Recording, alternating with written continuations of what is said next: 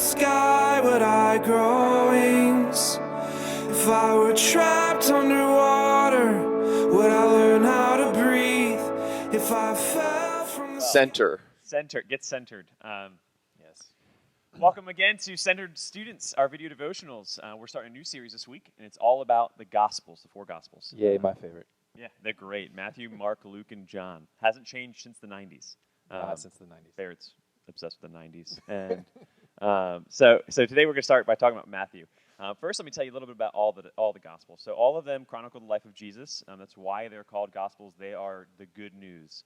And that's what the word in Greek means for gospel. It means good news. It's the good news of Jesus Christ, the story of Jesus.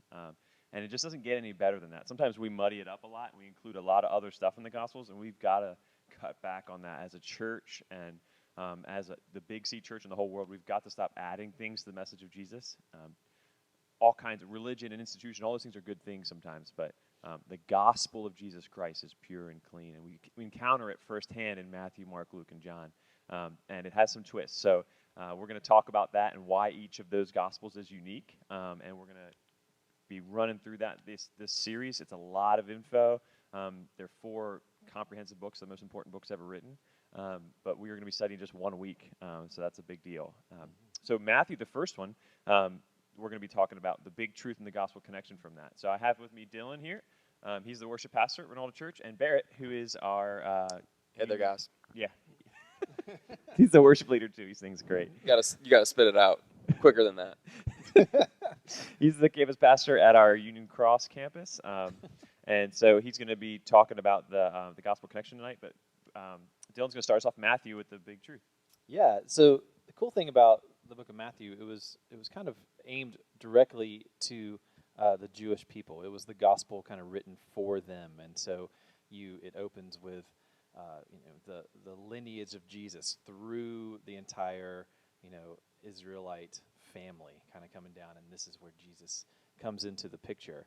And the fascinating thing to me about this is there's a shocker that Jesus didn't just come, the Messiah didn't just come to save the Israelites, the Jews. He actually came to save the entire world, and that's the big truth. And I know because we see it kind of played out in the book of Acts and throughout that was a big deal. That was that's the good news. It was a shocker. It was a shocker. Like it was that's a big story. It was the big moment. And so with that came great news for the entire population of the earth, and the Israelites and the Jews, they were shocked. Well, the gospel connection in Matthew is, like Dylan was saying, this is a book, one of the 4 gospels that was primarily written to a Jewish audience, but even from the earliest promises to the Jewish people, one of those promises was you're going to be a blessing to all of the nations. Yeah. And in Jesus, we see that taking place. Certainly, Jesus comes as a Jewish person to the Jews first, and then to the Gentiles. And so it was the Jewish people all the while that had the prophecies about Jesus. They had the Holy Scriptures. They had the temple worship and on and on. And so they were the people of God of the Old Testament and had the most chance of understanding that a Messiah, a chosen one that was going to take away their sin, was coming. But the promise was also for those of us who are not Jewish by heritage. It was first for the Jews, and as many of them accepted it, as you mentioned in Acts 2, at the Feast of Pentecost, we see 3,000 people at least. That's a shocker. That is a glorious shocker. That's awesome. All those people are Jewish, and then you fast forward to Acts 10, and we see the first Gentiles that are saved, and they receive the same gift of the Holy Spirit that the Jewish people did in Acts 2. And this is a shocker. Peter is the apostle that goes to the Gentiles, and it takes a vision from God telling him, you can go and associate with the Gentile people.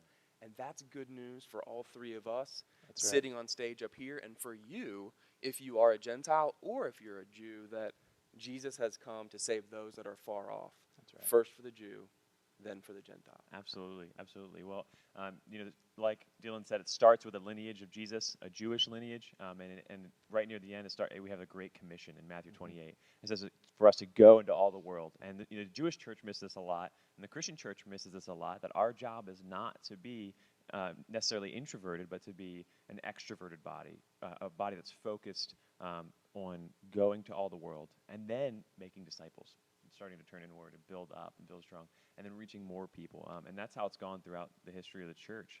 And so the question today is, do you understand the reason that God built up Israel and that God made them such a chosen people was to reach the world? And are you being built up in community, in church, in fellowship? And then are you doing something to reach the world? So Matthew's focused inward on the Jewish people, and then it's focused outward on the world. And God came to save both. And today that's the challenge is are we incorporating both into our Christian lives? Stay centered. We'll see you guys next time.